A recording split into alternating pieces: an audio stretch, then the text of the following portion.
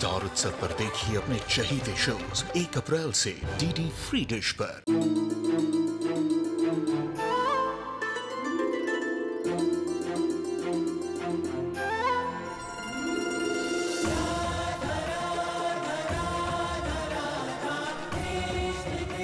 उत्तर प्रदेश की ब्रजभूमि से आरंभ हुई वो प्रेम गाथा जिसने पूरे जग को समझाई प्रेम की परिभाषा। देखिए राधा कृष्ण 1 अप्रैल से सुबह 11 बजे स्टार उत्सव पर।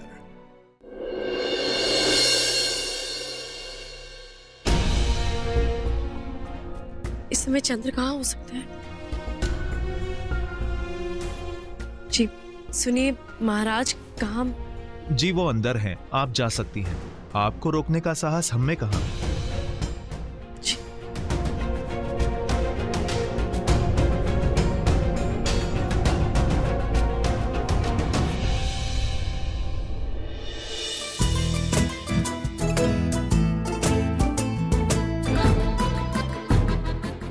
मुझे कुछ बात। मेरा अंगोछा। अगली बार जब मैं आऊं तो तुम मुझसे लिबास मत मांगना। मेरा भी हक है कि मैं तुम्हें पूरी तरह से जानूं। रहने दो, तुम स्वयं ही पहुंच दो, तुम्हारा अधिकार जो है।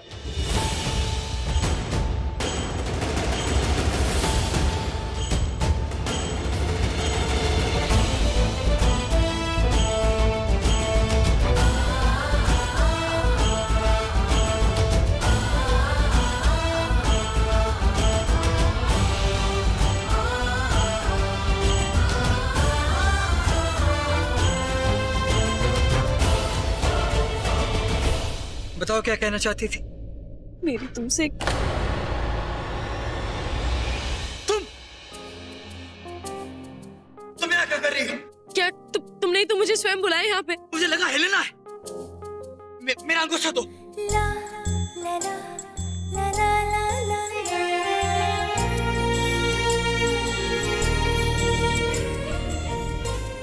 बताओ क्या चाहिए? बोलो क्या चाहिए? तुमने मुझसे मेरा सब कुछ छीन लिया है। मेरे पिता महाराज, मेरे सभी भाई। मैं तुमसे धन भैया के जीवन की भीख मांगने आई हूँ। उनकी मृत्यु दंड क्षमा कर दो। यह असंभव है। क्या लगा तुम्हें कि मेरे समक्ष गिड़गिड़ाने से मैं तुम्हारे भाई को मृत्युदंड नहीं दूंगा? क्षमा कर दूंगा वैसे किसी भी परिस्थिति में नहीं। तुम्हारे भाई को दंड अवश्य मिलेगा।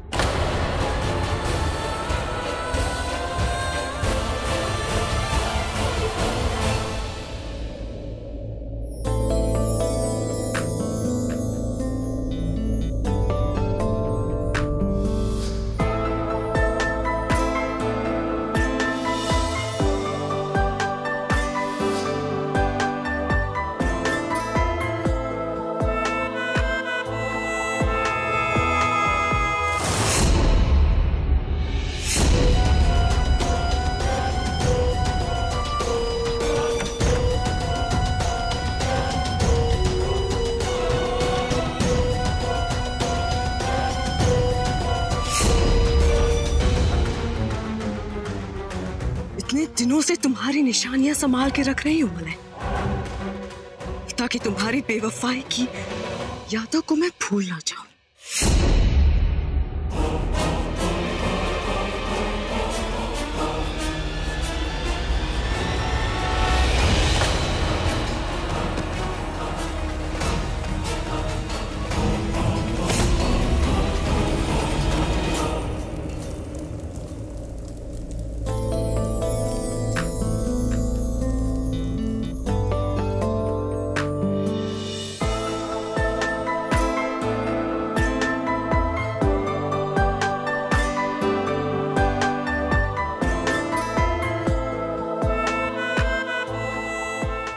अब वक्त आ गया है नई यादें सहेजने का।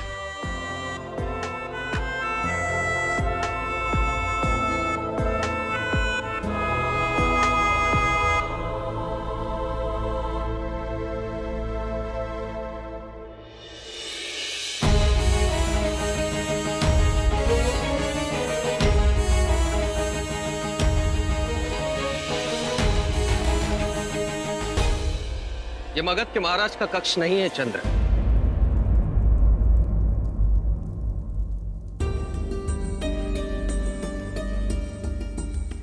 किंतु मैंने यहीं सोने का निर्णय लिया है। राजा का कर्तव्य निभाना युद्ध जीतने से कहीं अधिक कठिन होता है चंद्र। सोना जागना सबके पीछे कोई उद्देश्य होता है, और मेरा ये सुझाव है कि तुम्हें नंदिनी के कक्ष में सोना चाहिए। आचार्य भली भांति जानते हैं कि हमारे बीच कोई संबंध नहीं है। जानता हूं, परंतु विवाह के कुछ नियम होते हैं चंद्र, और पति को अपनी नवविवाहिता के साथ ही रात्रि बितानी होती है। यदि ऐसी ही बात है आचार्य, तो मुझे ये नियम और आपका सुझाव अस्वीकार है।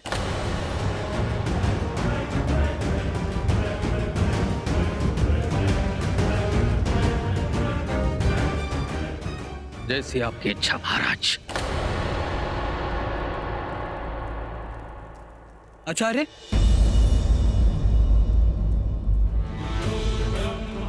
इस क्षण हमारे अतिरिक्त यहाँ और कोई भी नहीं है, और तब भी आपने मुझे महाराज कहकर संबोधित किया। हाँ। क्यों? क्योंकि यदि आप मेरे शिष्य होते तो आप मेरा आदेश कभी नहीं ठुकराते, परंतु अब आप मगध के महाराज बन गए हैं, स्वयं का भला बुरा सोच सकते हैं। अमात्य तो केवल सुझाव दे सकता है, मानना न मानना महाराज की इच्छा। अमात्य आज्ञा चाहता है महाराज।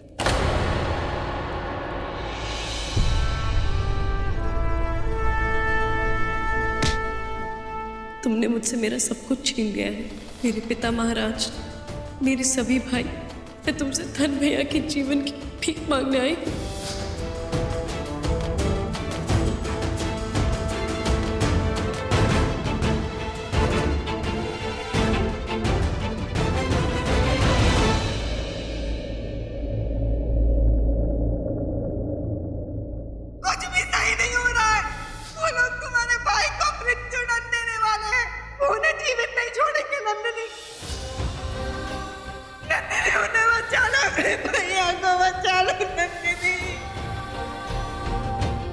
कल भोर होते ही उन्हें मृत्यु दंड दे देंगे। मैं क्या करूं? कैसे बचाऊं उन्हें?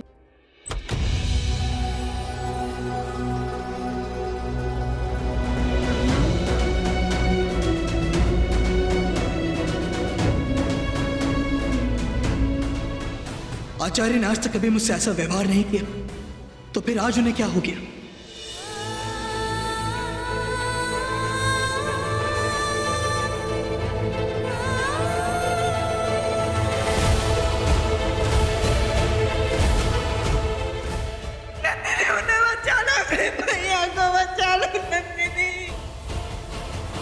कैसे बचाऊं धन भैया को मैं?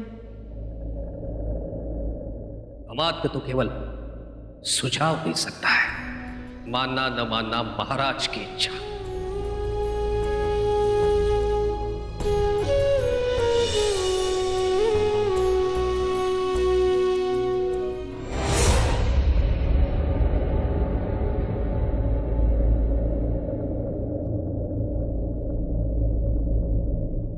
यदि धन भैया को जीवित रखना है तो चंद्र को मारना ही होगा।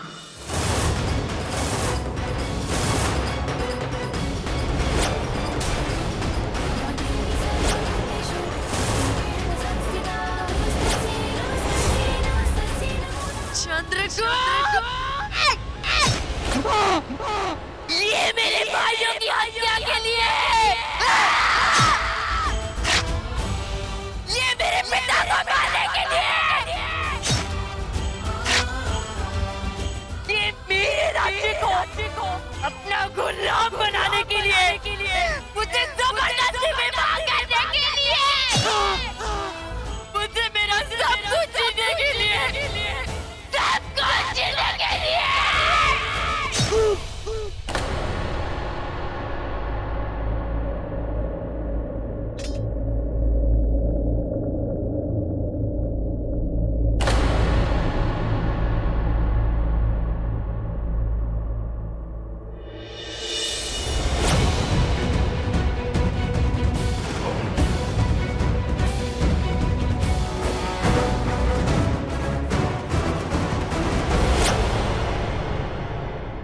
इसका अर्थ है ये केवल मेरी कल्पना थी। चंद्र अभी भी जीवित है। नहीं, मुझे मेरे स्वप्न को सत्य में बदलना होगा। ये मेरे भैया को मारते इसके पहले मैं इसे मार दूंगी।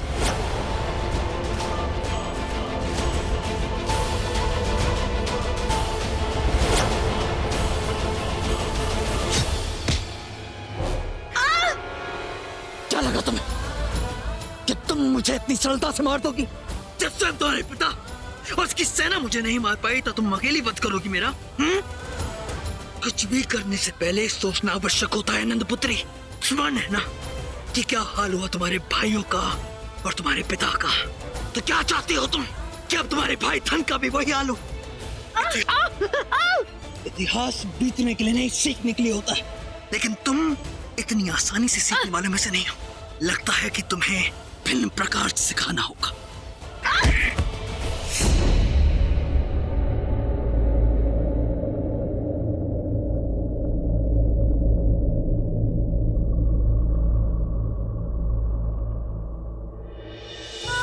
अब जीवन भर प्रयास करो, तब भी मुक्त नहीं हो पाओगी। छोड़ो मुझे। तुम क्या करने वाले हो मेरे साथ? तुम व्यर्थ में अपनी ऊर्जा बर्बाद कर रही हो। कल तक तो मुझे लगा कि शायद तुम इतनी बुरी भी नहीं हो। मैंने अपने भीतर तुम्हारे लिए सहानुभूति को जन्म दे दिया, किंतु कितनी बड़ी भूल हो गई मुझसे।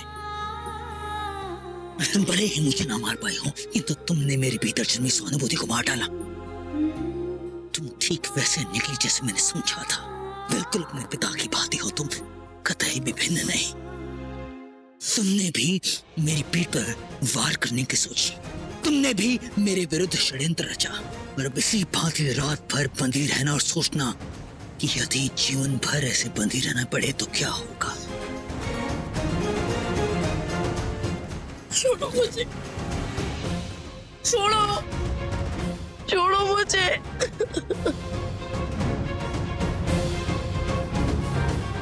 चलो चलो, भोर हो गई है, स्नान गृह सज्ज करना है। रानियां किसी भी समय स्नान कक्ष में आती होंगी। ओ नंदिनी, अब तुम्हारे स्नान का समय हो गया है और आज का स्नान तुम्हें जीवन भर स्मरण रहेगा। किंतु उससे पहले मैं स्वयं अपने हाथों से तुम्हें स्नान दूंगा, क्योंकि ना जाने तुमने कहां कहां कौन सा अस्त्र छुपाया होगा जो समय देखते ही तुम मुझ पर उनका प्रहार कर दो। ऐसा मत करना, मेरा सबके सामने उपवास मत बनाओ।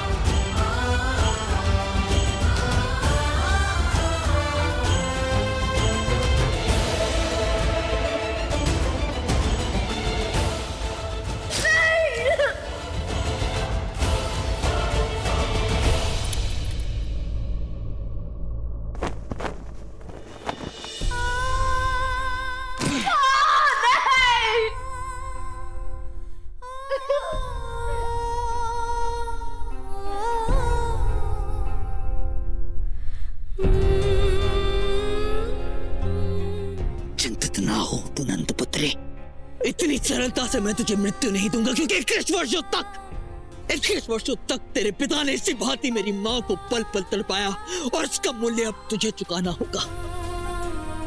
और आज तो तेरे ऋण की पहली किश्त है।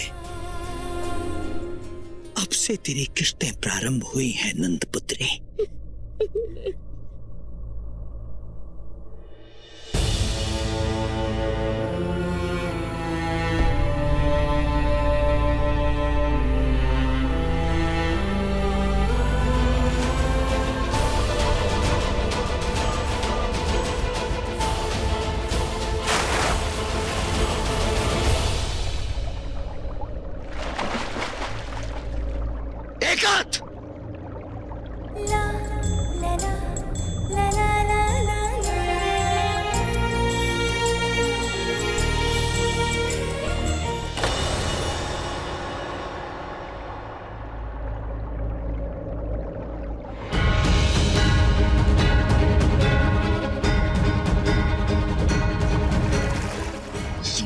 सोचना कि मेरे पास शस्त्र नहीं है तो तुम मेरे साथ कुछ भी कर सकते हो चंद्रगुप्त।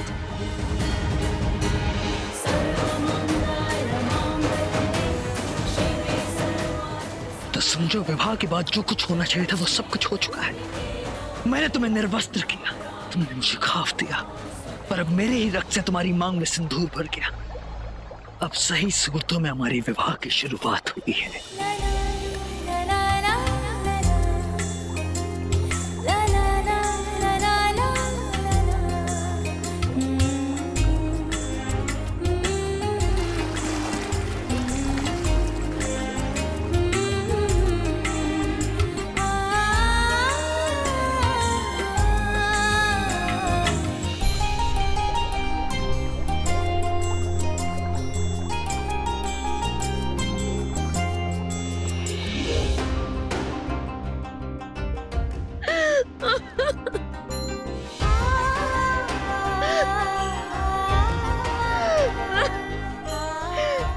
मुझे क्षमा कर दीजिए धन भैया, मैं आपको नहीं बचा पाई।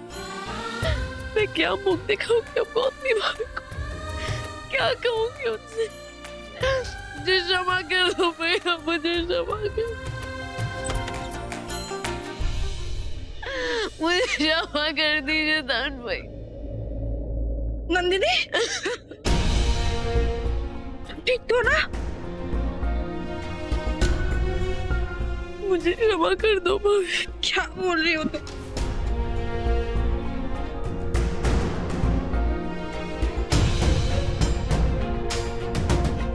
मुझे क्षमा कर दो भाभी, मैं आपके सुहाग को नहीं बचा पाई, मैं मेरे नंद भैया को नहीं बचा पाई भाभी। नहीं नंदिनी, तुम्हारे भैया जीवित है, महाराज ने उनके प्राण नहीं लिए। क्या? परंतु भैया की मृत्युदंड तो आज ही थी ना?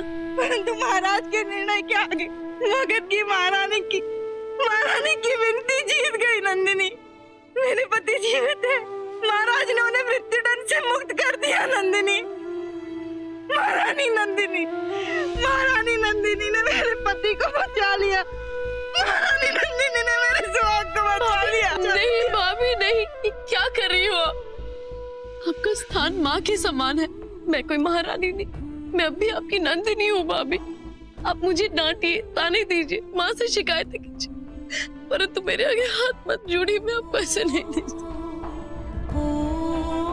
आपको ऐसे नहीं देख सकती भाभी।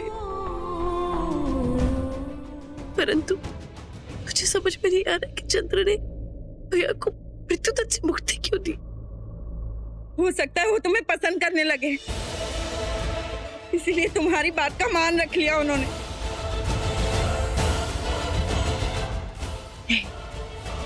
मुझे ज्ञात है कि ऐसा कुछ नहीं है, तो कारण कुछ भी हो, प्रसन्न हो कि भैया जीवित है, धन भैया जीवित है भाभी।